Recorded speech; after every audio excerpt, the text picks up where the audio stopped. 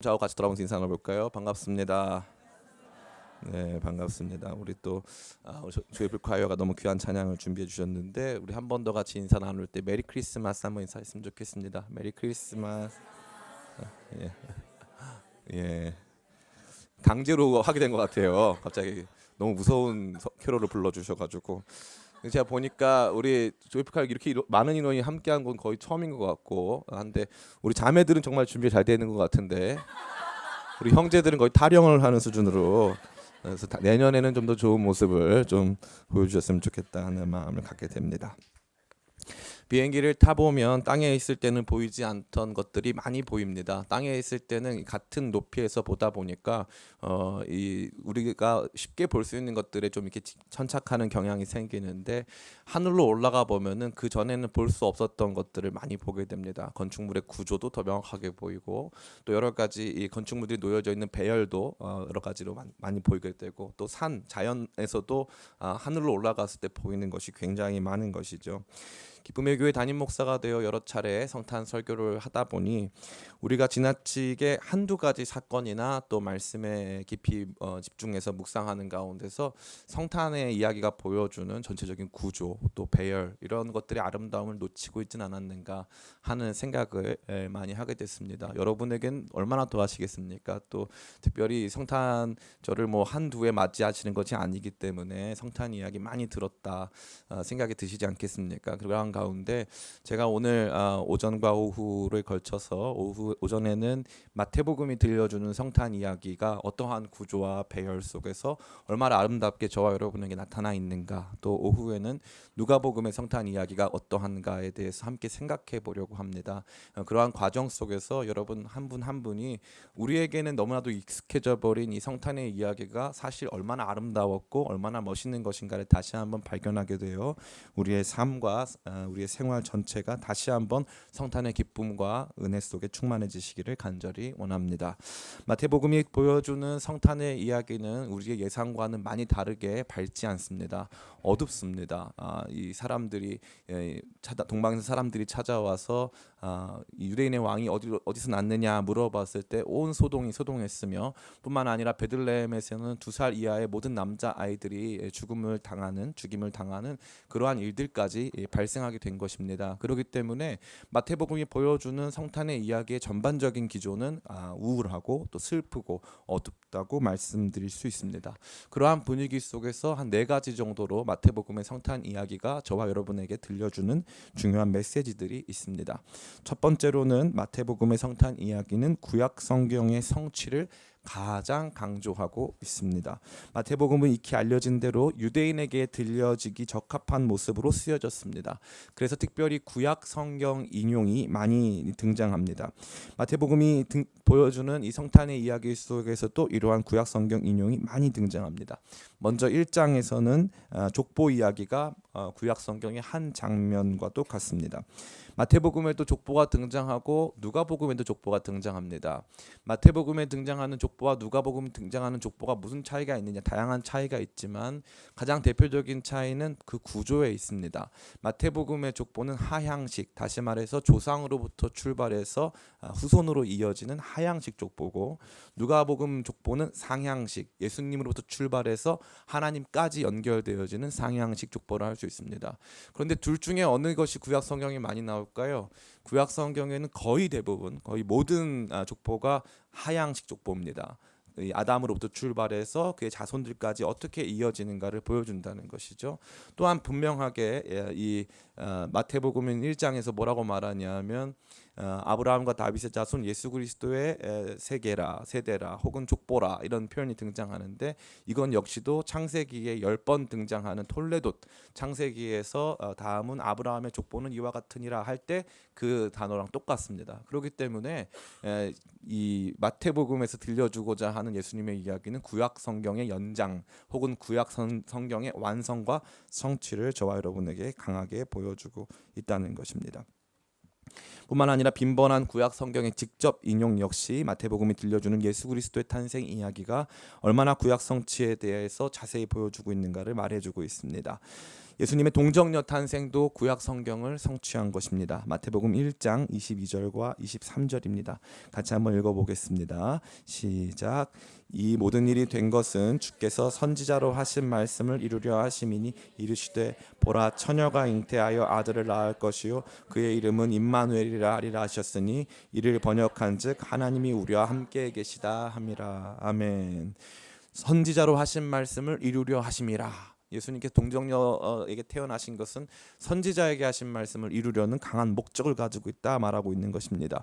예수님의 동정녀 탄생이 이사야서 7장 14절에 예언되어 있음을 본문이 강하게 보여주고 있는 것입니다. 뿐만 아니라 예수님의 동정녀 탄생뿐만 아니라 베들레헴 출생 역시도 미가서 5장 2절을 직접 인용하여 보여주고 있습니다. 마태복음 2장 4절부터 6절 말씀입니다. 앞에 화면이 준비되어 있습니다. 같이 읽겠습니다. 왕이 모든 제사장과 백성의 서기관들을 모아 그리스도가 어디서 나겠느냐 물으니 이르되 유대 베들레헴이오니 이는 선지자로 이렇게 기록된 바 또 유대 땅 베들레헴아 너는 유대 고을 중에서 가장 작지 아니하도다 내게서 한 다스리는 자가 나와서 내 백성 이스라엘의 목자가 되리라 하였음이니라. 아멘. 이와 같이 베들레헴 탄생 역시도 미가서 5장 2절을 직접 성취하고 있음을 마태복음이 보여준다는 것이죠. 뿐만 아니라 예수님의 애굽행 혹은 애굽으로부터의 귀환 역시도 직접 보여주고 있습니다. 2장 14절과 15절입니다. 같이 한번 읽어볼까요? 시작. 요셉이 일어나 밤에 아기와 그의 어머니를 데리고 애굽으로 떠나가 헤롯이 죽기까지 거기 있었으니 이는 주께서 선지자를 통하여 말씀하신 바 애굽으로부터 내 아들을 불렀다 함을 이루려 하심이니라. 아멘. 그러니까 동정녀 탄생, 베들레헴 출생뿐만 아니라 출생 이후에 애굽으로 내려가심, 다시 애굽으로부터 귀환함, 이 모든 것들이 구약 성경에 이미 예언되어 있음을 마태복음이 보여준다는 것입니다. 심지어 베들레헴의 유아들이 죽임을 당할 것까지도 예레미야 31장 15절을 직접 인용하여 보여주고 있습니다. 2장 16절부터 19절까지 말씀입니다. 같이 한번 읽어보겠습니다. 시작. 이에 헤롯이 박사들에게 속은 줄 알고 심히 노하여 사람을 보내어 베들레헴과 그 모든 지경 안에 있는 산의 아이를 박사들에게 자세히 알아본 그때를 기준하여 2살부터 그 아래로 다 죽이니 이에 선지자 예레미야를 통하여 말씀하신 바 라마에서 슬퍼하며 크게 통곡하는 소리가 들리니 라헬이 그 자식을 위하여 애곡하는 것이라 그가 자식이 없으므로 위로받기를 거절하였도다 함이 이루어졌느니라. 아멘. 라헬은 베들레헴에서 죽습니다. 베들레헴의 아이가 이제 죽임을 당해서 결국 라헬이 슬퍼하게 될 것을 본문이 다중적으로 저와 여러분에게 보여주고 있는 것입니다. 마태복음에서 제일 많이 등장하는 예수님의 탄생과 관련해서 제일 많이 등장하는 것이 바로 이 구약 성경에 대한 성취, 그것에 대한 인용이라는 사실입니다. 여러분들은 이러한 말씀을 보실 때 어떤 것을 느끼십니까? 이 말씀은 저와 여러분에게 첫 번째로 한마디로 예수님을 믿을 만하다는 것입니다. 구약 성경을 다 성취하셔서 태어나셨기에 예수님의 동정녀 탄생, 베들레헴 출생뿐만 아니라 애굽으로부터 귀환, 이런 모든 내용들 하나하나 구체적인 모든 세부 사항들이 예수님에 대하여서 완전히 미리 증언한 것을 성취하였으므로 예수님의 탄생을 믿을 만하다 하는 것입니다. 이 당시에 유대인들은 예수님의 탄생에 대해서 동정녀 출생뿐만 아니라 베들레헴 출생 그 모든 것들을 다 의심하고 있었습니다. 그러한 상황 속에서 이 마태복음은 유대인들에게 예수님이 얼마나 믿을 만한 분이신지를 자세히 설명하여 보여주고 있는 것입니다. 그래서 우리에게 예수님에 대한 믿음을 더하여 주고 있는 것이죠. 두 번째로 이러한 마태복음의 성탄 이야기가 하나님의 약속과 계획이 반드시 성취되는 것을 저와 여러분에게 말해주고 있습니다. 모든 구약 성경의 말씀이 하나하나 성취되는 것을 저와 여러분에게 보여주면서 하나님의 약속과 계획은 반드시 성취된다. 우리가 봤을 때는 지금은 안 보이는 것 같고 지금은 이해할 수 없지만 하나님의 계획과 약속은 반드시 성취된다는 것을 저와 여러분에게 보여주고 있는 것입니다.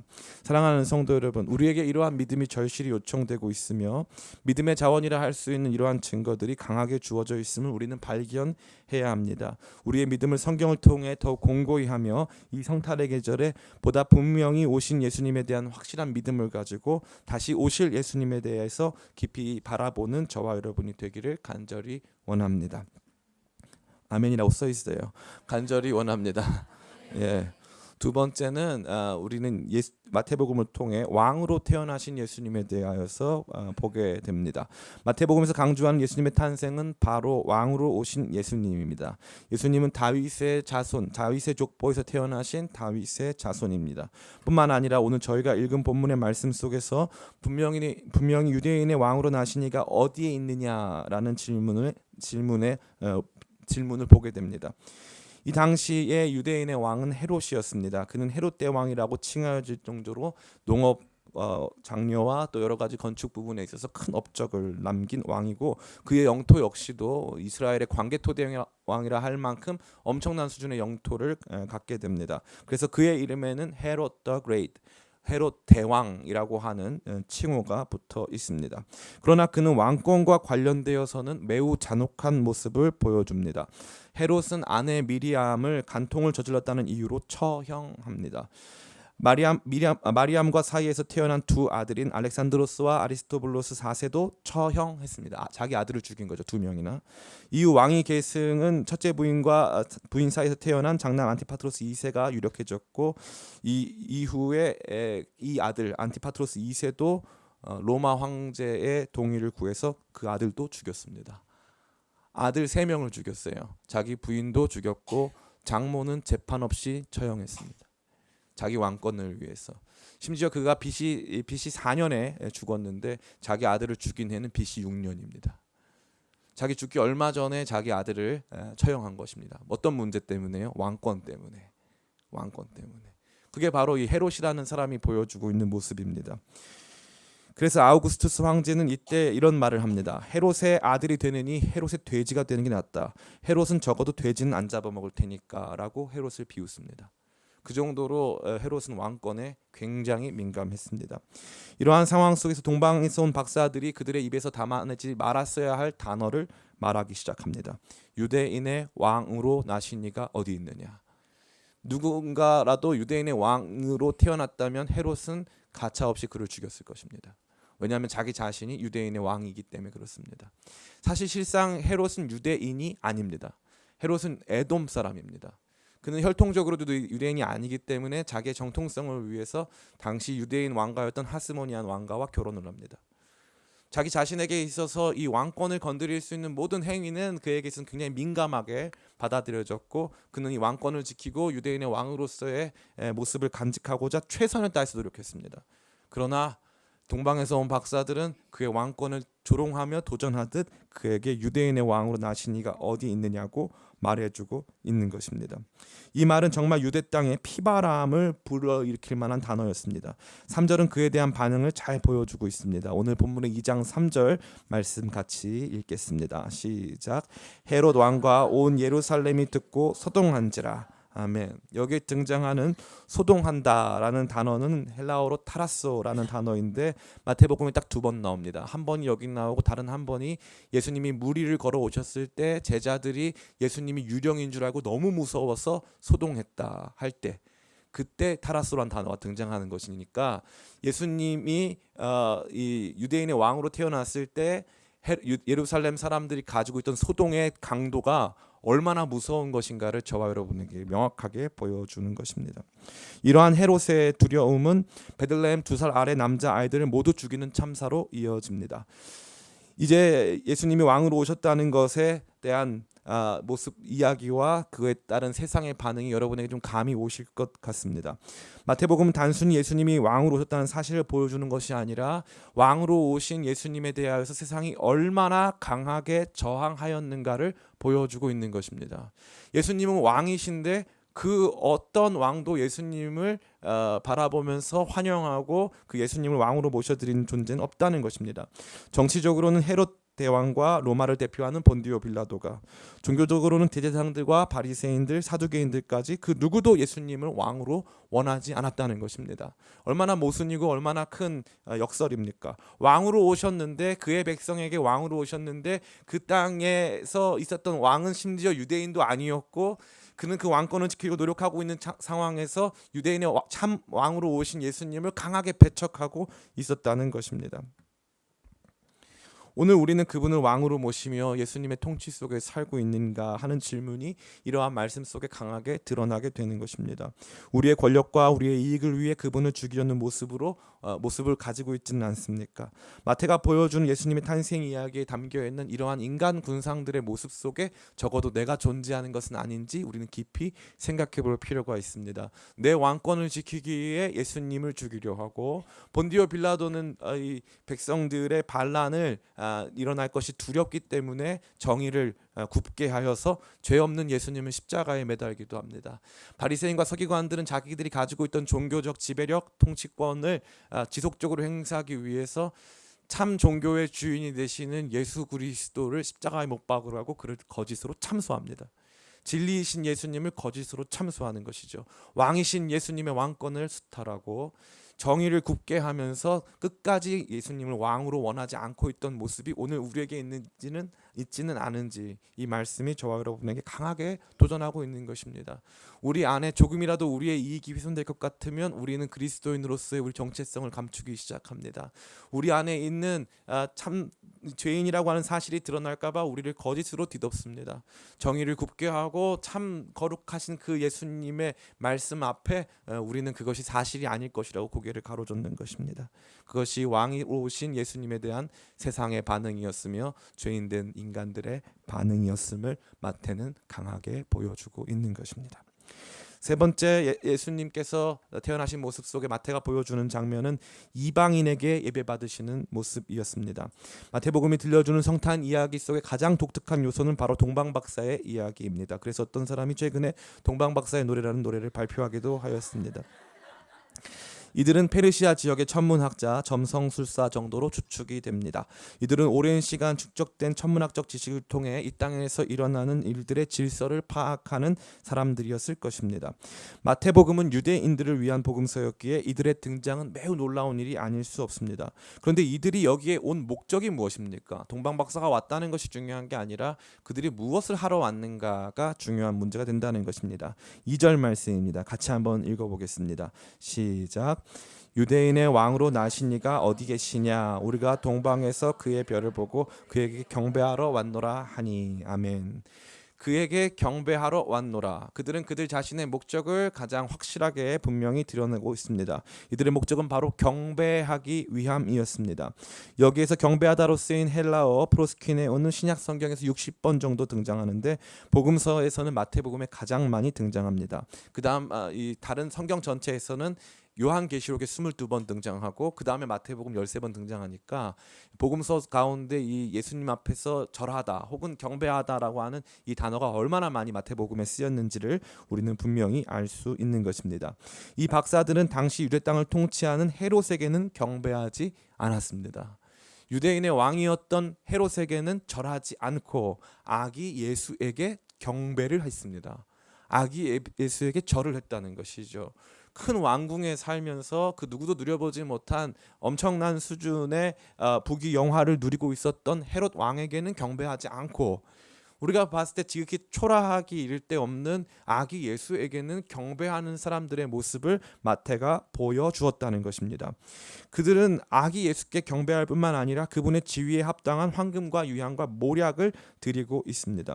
그렇다면 이들은 어떻게 예배할 수 있었습니까? 어떻게 그들 눈에 있던 헤롯이 유대인의 참다운 왕이 아니며 진짜 왕이 예수 그리스도라는 것을 발견했고, 어떻게 그들은 헤롯이 가지고 있었던 부귀와 영화, 권세, 여러 가지 법적인 정당성들에 속지 아니하고 진짜 아기 예수를 바라보면서 그 예수님께서 경배받기 합당하신 분이라는 사실을 어떻게 간파했다는 말입니까?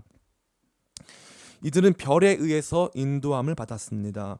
이들은 하늘의 계시를 받은 것입니다. 이들이 가진 계시는 사실상 불완전한 것이었습니다. 별은 그들을 이스라엘 지역으로 인도했지만 그들은 구약 성경에 대한 지식이 분명하지 않았기 때문에 유대인으로 나신 이가 어디에 있는가에 대한 확실한 지식을 갖고 있지는 못했습니다. 그래서 당연히 예루살렘에 가면 거기에 구약 성경 학자들이 다 있으니까 그 사람들이 자기들의 길을 제시할 거라고 확신했습니다. 거기 갔더니 그 사람들은 진짜 유대인의 왕이 어디서 태어나야 하는가 있는가를 알고 있었습니다. 그것은 다른 지역이 아닌 바로 베들레헴이었습니다.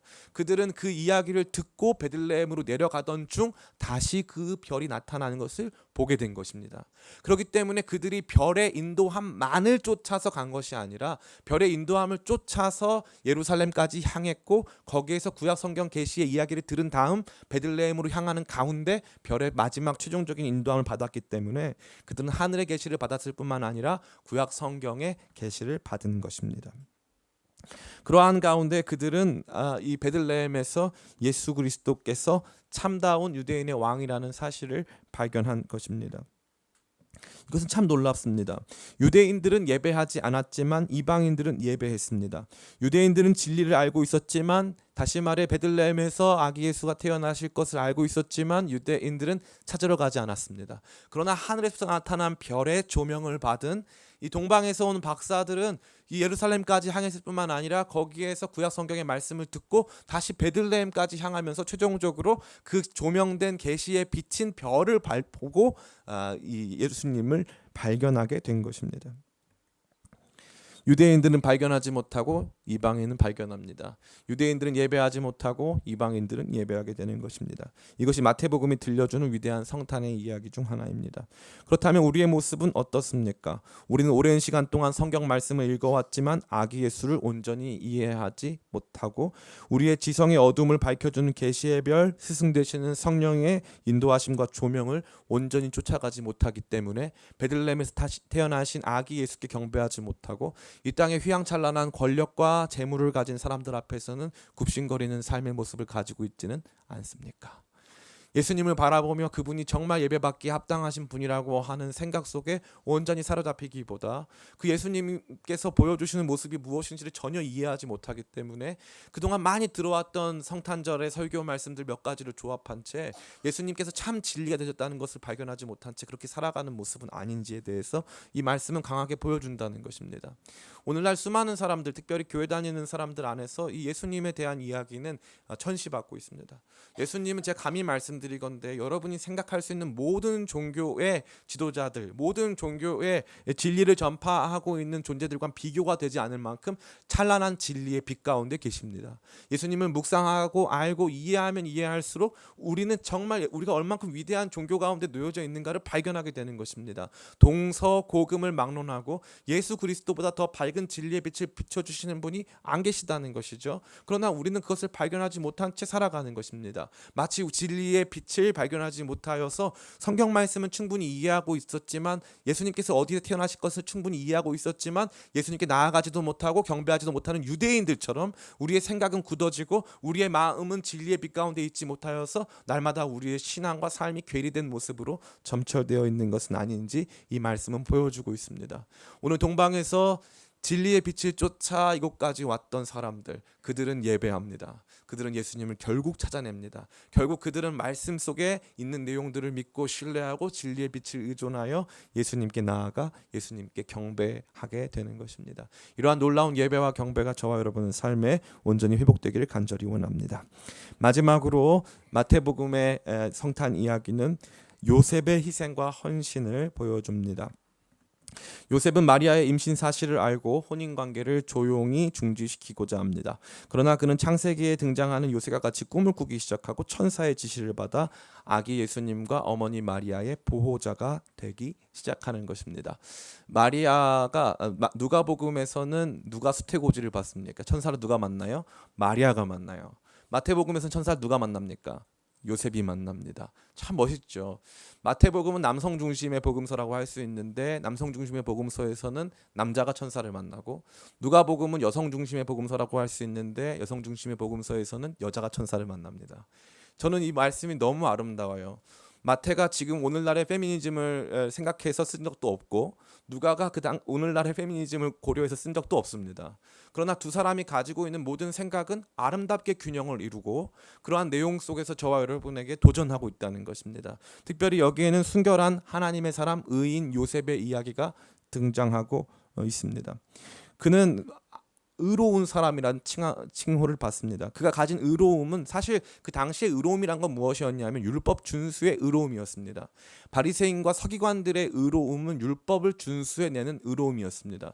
율법 준수에 따르면 마리아는 사실은 엄청난 수준의 수치를 당하거나 혹은 처형을 당해야 했습니다. 왜냐하면 가늠한 사람은 공개적으로 처형당했기 때문에 그렇습니다.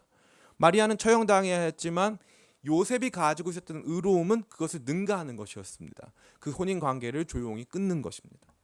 혼인 관계를 조용히 끊어내는 사랑과 배려까지 포함된 의로움을 요셉이 보여주고 있다는 것입니다. 심지어 요셉은 순결한 사람이었습니다. 이 마리아가 임신한 사실을 알고 나서 마리아를 아내로 데려오라는 천사의 지시에 쫓아 마리아를 아내로 데려왔지만 아이를 낳을 때까지 동침하지 않습니다. 이것은 구약 성경의 요셉의 이야기를 많이 보여줍니다. 구약 성경의 요셉도 순결한 사람이었듯이 마태복음에 등장하는 요셉도 순결한 사람입니다. 구약 성경에 등장하는 요셉이 꿈의 사람이었듯이 마태복음에 등장하는 요셉 역시도 꿈의 사람입니다. 신약 성경에는 꿈이라는 단어가 6번 등장합니다. 6번 등장하는 가운데 4번을 요셉이 꿉니다. 4번을 마태복음에서만. 다 요셉이 꿈에서 지시를 받고 다 요셉이 꿈을 통해서 알게 되는 내용이라는 것이죠. 먼저 우리는 마태복음 2장 13절과 14절을 보게 됩니다. 같이 한번 읽어볼까요? 시작.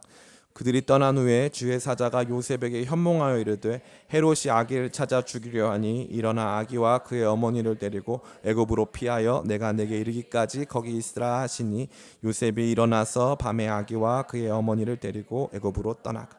아멘. 아기와 그의 어머니를 데리고 아기와 그의 어머니를 데리고 계속 반복적으로 등장하고 있지 않습니까? 뿐만 아니라 현몽하다, 요셉이 꿈꾸다 이 뜻이거든요. 현몽하다라고 하는 단어가 계속적으로 반복하여 등장하고 있습니다.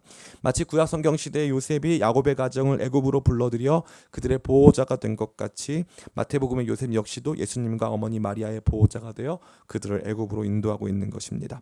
또한 이뿐 아니라 이후에도 예수님이 안정적으로 자랄 수 있는 모든 상황을 요셉이 마련하고 있음을 우리는 보게 됩니다. 마태복음 2장 19절부터 22절입니다. 같이 한번 읽어볼까요? 시작. 헤롯이 죽은 후에 주의 사자가 애굽에서 요셉에게 현몽하여 이르되 일어나 아기와 그의 어머니를 데리고 이스라엘 땅으로 가라. 아기의 목숨을 찾던 자들이 죽었느니라 하시니 요셉이 일어나 아기와 그의 어머니를 데리고 이스라엘 땅으로 들어가니라. 그러나 아켈라오가 그의 아버지 헤롯을 이어 유대의 임금됨을 듣고 거기로 가기를 두려워하더니 꿈의 지시함을 받아 갈릴리 지방으로 떠나가.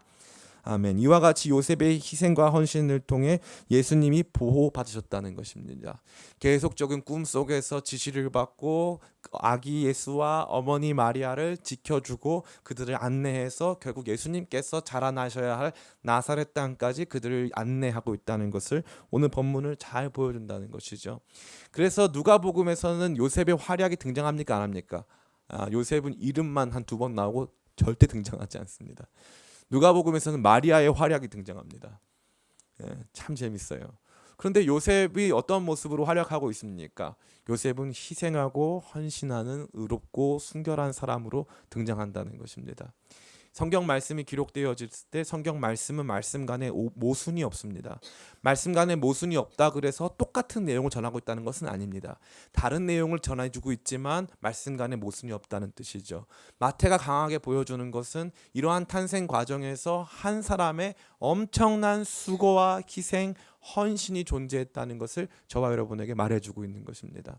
하나님 나라의 뜻은요, 반드시 한 사람들, 어떠한 사람들의 희생과 헌신을 통해서 반드시 이 땅 가운데 열매 맺습니다.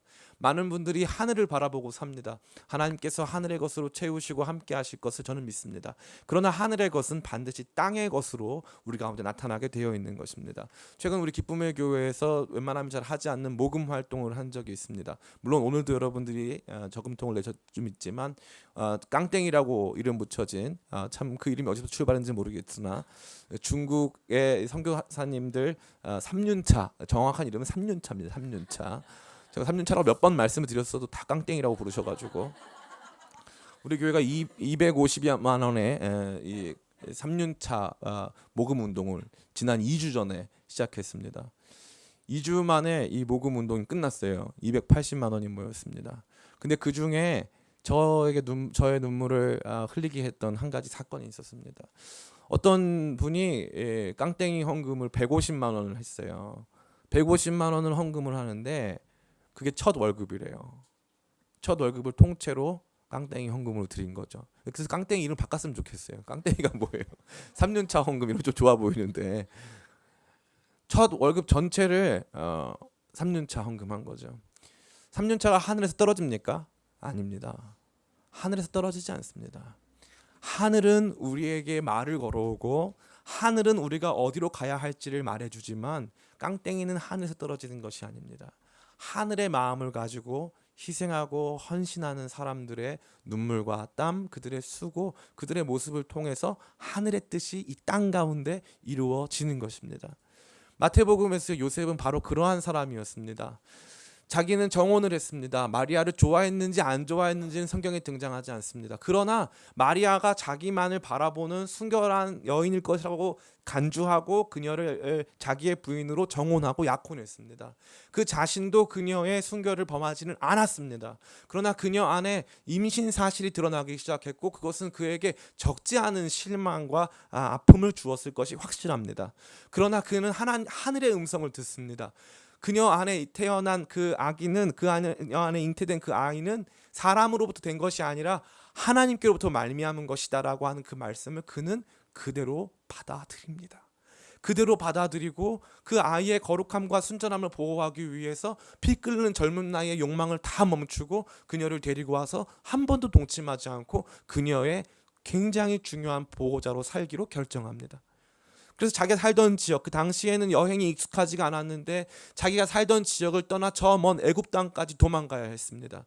그가 이 사건에 연루되기 시작한 순간부터 그는 아마도 죽음의 위험을 직면해야 했을 것입니다. 마리아를 부인으로 데리고 온 그 순간부터 위험한 사랑이 시작된 것입니다. 헤롯이 아마 그 아이를 찾아 죽일 것을 예상하고 꿈의 지시를 받고 저 애굽 땅까지 도망가고 애굽 땅에서 다시 올라왔을 때 헤롯의 아들 아켈라오가 그 땅에 임금된 것이 너무나도 무서워서 기도하는 가운데 꿈의 지시를 받고 갈릴리 땅으로 도망가야 했습니다. 내가 살던 곳을 떠나서 내가 전혀 익숙하지 않은 곳으로 향하는 모든 발걸음 속에 요셉의 희생과 헌신이 자리 잡고 있던 것입니다. 하늘의 뜻을 이루어드리기 위해 자신의 거주지를 버리고 모든 희생과 아픔을 감내하는 위험을 부담하는 리스크 테이커로서 멋있게 살아가는 요셉을 통하여서 아기 예수님께서 우리를 위해 십자가를 지실 때까지 생존하여 계실 수 있었던 것입니다. 사랑하는 성도 여러분, 마태복음이 보여주는 이 위대한 이야기는요, 저와 여러분을 강하게 도전하고 있습니다. 말씀을 믿고 이해하는 차원을 넘어서서 예수 그리스도께 경배하고 예배하는 차원을 넘어서서 우리가 걸어가야 될 삶의 여정 속에 우리는 그분과 그분의 몸된 교회를 위하여서 희생하고 수고하고 헌신해야 한다는 것을 말해주고 있는 것입니다. 제가 가만히 생각해봤더니 너무 재밌어요. 우리 성도님들 중에 그 깡땡이 타보신 분들은 몇 분 안 계세요. 한 3분 정도, 4분 정도 계세요. 대부분의 분들은 그 깡땡이 본 적도 없어요. 제가 이 깡땡이를 조사하면서 3년차를 조사하면서 사진을 보내줬어요. 사진을 보여주자마자 너무 충격적인 건 저희 집사람은 그 차를 타봤거든요. 보자마자 신상 깡땡이다. 새 차다, 새 차. 너무 기뻐하는 거예요. 너무 기뻐하는 거예요. 근데 저는 거기까지는 이해가 됐어요. 타봤으니까. 그런데 다른 분들이 그거 보면서 저기에 우리 선교사님이 다리 불편하신 선교사님이 저거 타고 다니면서 성도들 태워야 되는데 저기에 정말 중국 교회의 운명이 달려 있다라는 생각을 가지고 거기에 내가 헌신하고 희생해야 되겠다 마음을 먹는다는 것은요, 너무나도 놀라운 것입니다. 교회는 그러한 분들의 희생과 수고, 헌신을 통해서 이 땅 가운데 남아있게 되는 것입니다. 지금도 교회를 위해 예수 그리스도를 위해 희생하고 수고하고 헌신하는 수많은 사람들을 통해 저와 여러분들이 이곳에서 안전하게 예배하고 우리가 많은 것들을 누리고 있는 것입니다.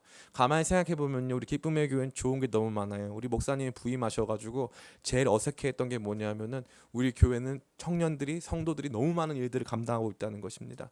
우리 교회는 성도들이 많은 일들을 감당하고 있습니다. 성가대뿐만 아니라 뒤에 미디어 팀뿐만 아니라 식사, 여러 가지 청소, 여러 가지 모든 수고들을 감당하는 수많은 사람들 때문에 우리 교회가 여기 존재할 뿐만 아니라 우리 교회가 더욱 성장할 줄을 저는 확신합니다.